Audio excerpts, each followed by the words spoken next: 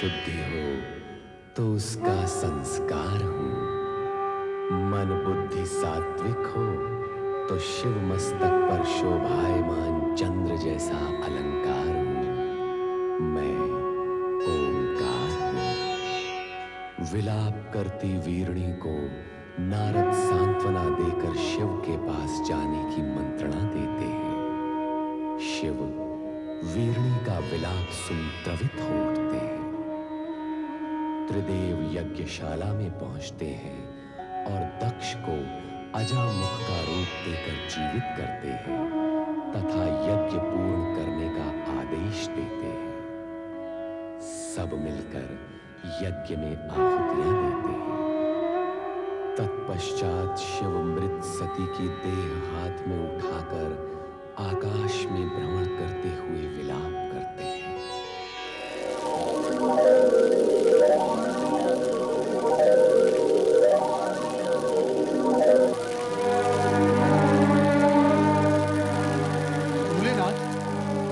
भोलेनाथ, नारद का प्रणाम स्वीकार हो।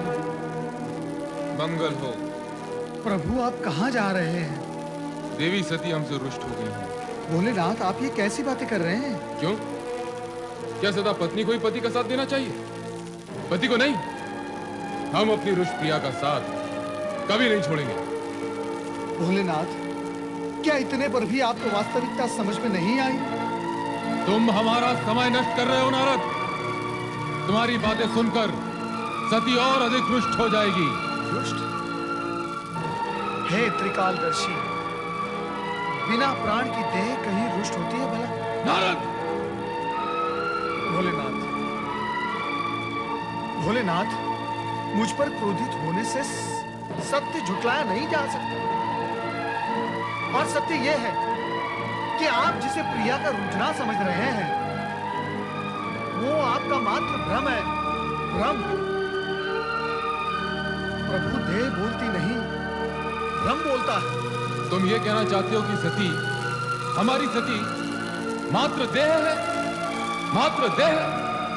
खेद की बात यही है प्रभु कि आप जिसे देवी सती समझ रहे हैं वो मात्र निर्जीव देह है। नारद, मैं तुम्हें भस्म कर दूंगा। सती शक्ति है, शक्ति अमर है, शक्ति जगत माता है, और तुम जगत माता को निर्जीव और देह कहकर अपमानित कर रहे हो। प्रभु, आज आप ये क्या कह रहे हैं? आप सामान्य मनुष्य की भांति भावुकता में डूबे जा रहे हैं। एक शब्द नहीं, आगे एक भी शब्द नहीं। यदि अब तूने कुछ भी अनर्गल कहा तो तू मेरे क्रोध से बच नहीं पाएगा। दूर हो जा, दूर हो जा मेरी दृष्टि से, दूर हो जा।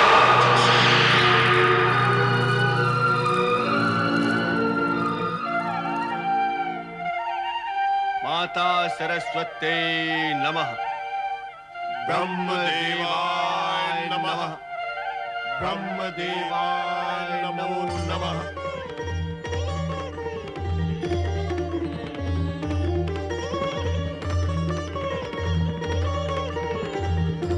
देवराज इंद्र एवं समस्त देवताओं का ब्रह्मलोक में स्वागत है। कहिए, कैसे आना हुआ?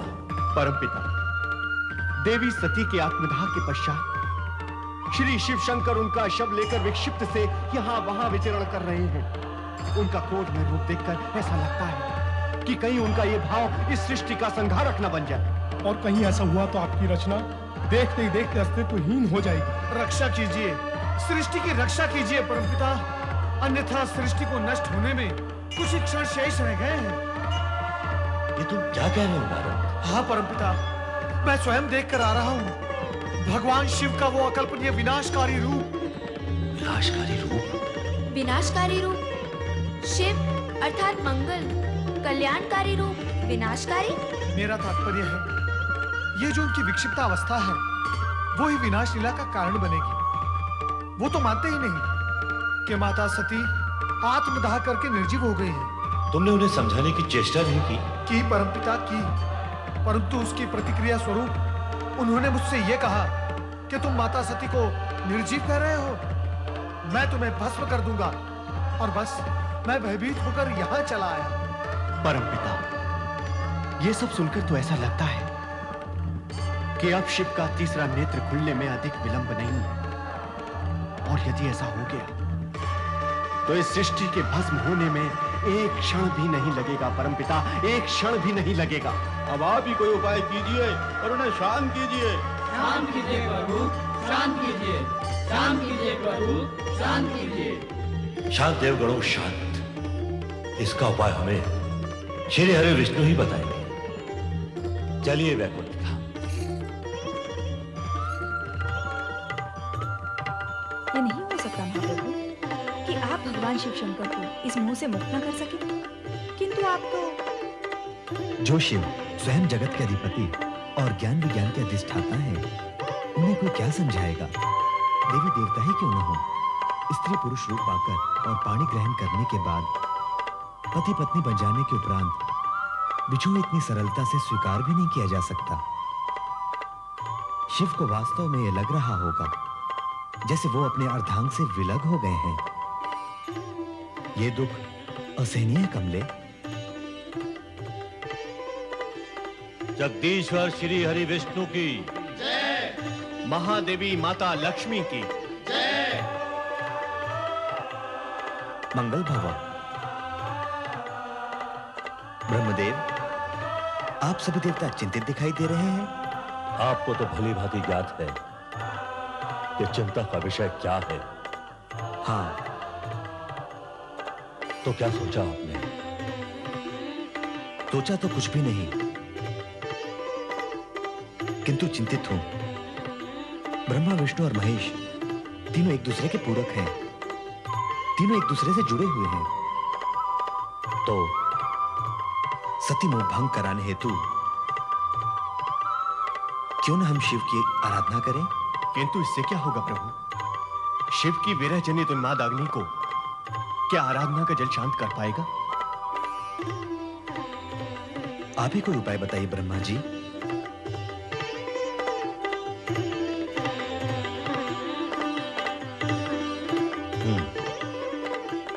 बहुत सोचने के पश्चात एक उपाय मन में आया तुम्हें। तो बताइए ना परमपिता, शुभस्य शीघ्रम। बताऊंगा, किंतु उसे कार्यान्वित श्री हरि विष्णु को करना होगा। आप कहिए तो सही। अपने सुदर्शन चक्र से सती का शव विच्छेद करना। क्या? हाँ, शिव का सती मोह भंग कराने हेतु क्या आवश्यक है?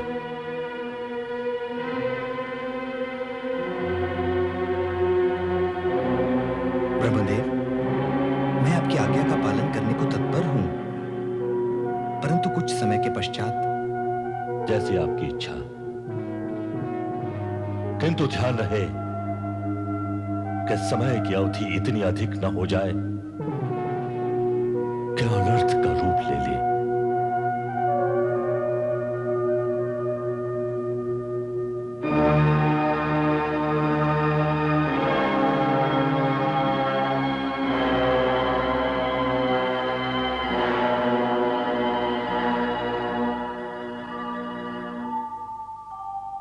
ओम नमः शिवाय।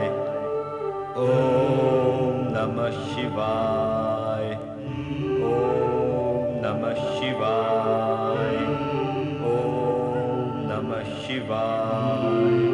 ओम नमः शिवाय। ओम नमः शिवाय। ओम नमः शिवाय। ओम नमः शिवाय।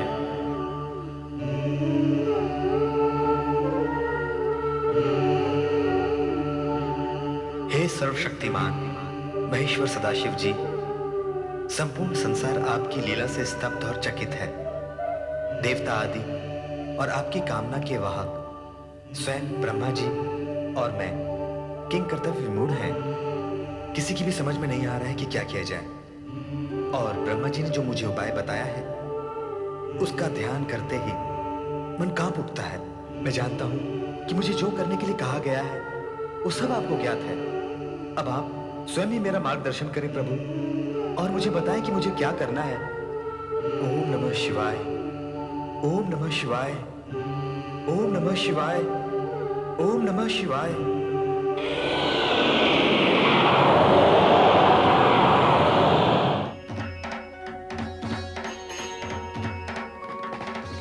श्री हरि विष्णु,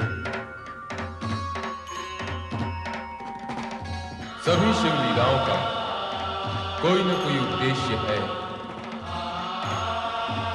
जिस प्रकार मेरे स्वरूप में अनेक रूप छिपे हुए हैं, वैसे ही मेरी हर क्रिया के पीछे भी एक उद्देश्य छिपा हुआ है। ब्रह्मा विष्णु दोनों में ही शिव का अंश प्रकाशित है। अतः विश्व कल्याण के लिए तुम जो कुछ भी करोगे वो मुझे स्वीकार होगा। यूं भी लोकपालक होने की दृष्टि से तुम्हें वही करना है जिसमें लोकहित निहित है।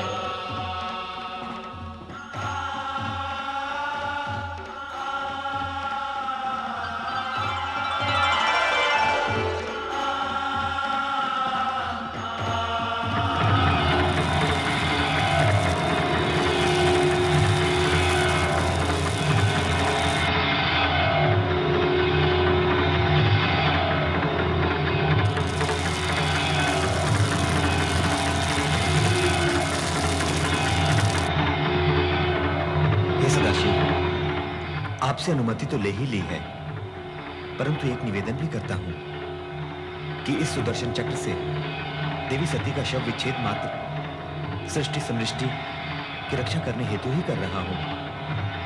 और समृष्टि की रक्षा दूसरे शब्दों में आपकी लीला को नया मोड़ देने का बहाना भी बनेगी। मुझे अनुमति दे प्रभु।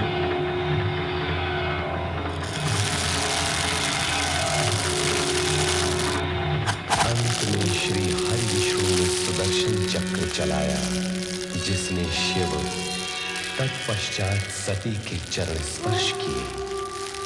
चक्र ज्यों ही सती के मस्तक की ओर गया, एक तीव्र ज्योति पुंज उभरा, जिसमें से प्रकाश की धाराएं भूमंडल की ओर जाने लगी। ये ही ज्योति पुंज कालांतर में शक्तिपीठ कहलाए और इस प्रकार आर्यावृत में 51 शक्तिपीठों की स्थापना हुई। माता शक्ति, जो भगवान शिव की पूरक है, ज्योति रूप में इन शक्तिपीठों में विद्यमान है। शिवजी ही सभी देवी देवताओं के आराध्य हैं। उनका ही नाम सदा स्मरण करने वाले ब्रह्मा आज ब्रह्मलोक में ओम नमः शिवाय पंचाक्षरी मंत्र के साथ साथ माता शक्ति का जप भी बार बार कर रहे हैं। ओम नमः शिवाय, ओम ऐं ह्रीं क्लीं चामुण्डायै विद्महे, ओम नमः शिवाय, ओम ऐं ह्रीं क्लीं चामुण्डायै विद्महे। प्रणाम परमपिता ब्रह्मा। परम पिता को देवराजेंद्र और समस्त देवताओं का प्रणाम स्वीकार। पधारी देवराज, देवर्षि और देवता गणों। नारायण नारायण, हम आश्चर्यचकित हो रहे हैं परमपिता। किस बात पर आश्चर्यचकित हो रहा है?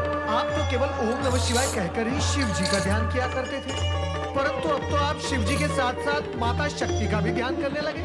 नारायण नारायण। तुम तो जानते हो नारद कि शिव के बिना शक्ति और शक्ति के बिना शिव पूर्ण नहीं होते। यदि ऐसा है तो पहले आप केवल शिव की ही आराधना क्यों करते थे परमपिता? उस समय माता शक्ति ने सती का अवतार ले लिया था। शिव संगिनी बन गई थी। शिव के लिए की गई आराधना अपने आप माता शक्ति के चरणों में पहुंच जाती थी। और अब सती विलीन होकर पुनः माता शक्ति में लीन हो गई। माता शक्ति अदृश्य रूप में भी सर्वत्र विद्यमान है। किंतु परमपिता, एक रहस्य हमारी समझ में नहीं आया। कैसा रहस्य? भगवान श्री हरि विष्णु के चक्र से माता सती की देह के 51 खंड हुए जो आर्यवर्त पर गिरे। उन स्थानों पर 51 शक्तिपीठों की स्थापना हुई। इसका रहस्य क्या है? यह रहस्य तो सीधा और सरल है नारद। सती के शरीर के खंड खंड होते ही माता शक्ति की ज्योति प्रकाशित हो उठी। इन शक्तिपीठों में ज्योति रूप में साक्षात माता शक्ति विराज रही है। जो भक्त इन स्थानों पर तंत्र मंत्र की सिद्धि प्राप्त करने के लिए शक्ति आराधना करेगा, उसे मां शक्ति अचल सिद्धि प्रदान करेगी। परमपिता, माता शक्ति निर्गुण निराकार है या उनका कोई रूप भी है? शक्ति शक्ति है देवराज। वह अपने भक्तों को सिंह वाली शक्ति के रूप में दर्शन देती है। माँ शक्ति सदा सिंह पर ही सवारी करती हैं। हाँ, सिंह वनराज है। सभी पशुओं में सबसे अधिक शक्तिशाली होता है सिंह। मां शक्ति सिंह जैसे पशु के बल पर विजय प्राप्त करके उसे अपने अधीन रखती है। इसीलिए मां शक्ति का हर भक्त भी सिंह के समान शक्तिशाली और निर्भय होता है। धन्य हो मां शक्ति, धन्य हो। मां शक्ति के अनुपम रूप का वर्णन सुनकर मन में उनके दर्शनों की जिज्ञासा जाग उठी। देवराज इंद्र, आइए हम सब मिलकर मां शक्ति का ध्यान करें। अवश्य देवी।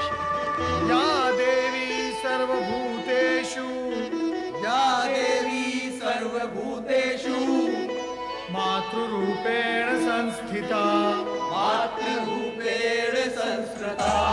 नमस्तस्यै नमस्तस्यै नमस्तस्यै नमस्तस्यै नमस्तस्यै नमो नमः। नमस्तस्यै नमो नमः। या देवी सर्वभूतेषु, या देवी सर्वभूतेषु शक्तिरूपेण संस्थिता, शक्तिरूपेण संस्थिता। नमस्तस्यै नमस्तस्यै नमस्तस्यै नमस्तस्यै नमस्तस्यै नमो नमः।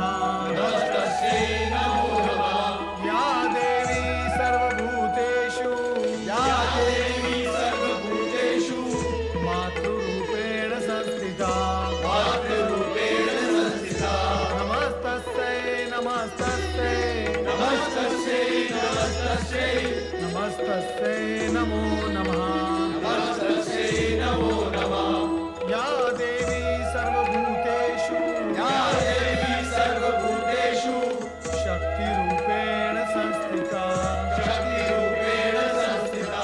नमस्तस्यै नमस्तस्यै नमस्तस्यै नमस्तस्यै नमस्तस्यै नमो नमः। नमस्तस्यै नमो नमः।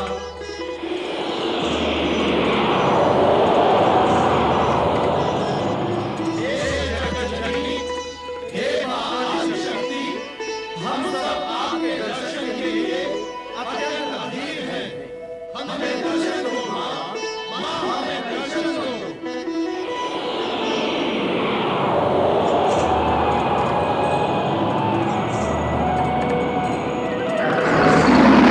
ऐङ्कारी सृष्टिरूपायै, ऐङ्कारी सृष्टिरूपायै, ह्रीङ्कारी प्रतिपालिके, ह्रीङ्कारी प्रतिपालिके, क्लीङ्कारी कालरूपेणे, क्लीङ्कारी कालरूपे, बीजरूपे नमोऽस्तुते। बीजरूपे नमोस्तुते। हे माता शक्ति, आप भगवान शिवशंकर की अभिन्न संगिनी हैं। आप पुनः सगुण अवतार लेकर कब दर्शन देंगे? शिव और शक्ति अभिन्न हैं। मैं शिव के अंदर ही समाई हुई हूँ और भक्तों की पुकार पर समय समय पर प्रकट होती रहती हूँ। किंतु हे शक्ति माता, हम सब ये जानने के लिए उत्सुक हैं कि आप पुनः कब अवतार लेंगे। उसके लिए तुम्हें लंबी प्रतीक्षा करनी होगी देवराज। जब घटनाएं नए मोड़ लेंगी और शिव को मेरी आवश्यकता प्रतीत होगी, तब मैं नारी रूप में अवश्य जन्म लूंगी।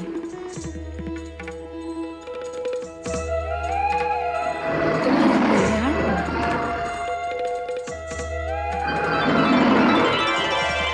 लोक कल्याण के निमित्त मां शक्ति ने देवर्षि नारद सहित समस्त देवगण को आशीर्वाद दिया, किंतु सभी के मन में यही जिज्ञासा थी कि भविष्य में आने वाली घटनाएं कौन सा रूप लेंगी और उनका कैसा शुभाशुभ परिणाम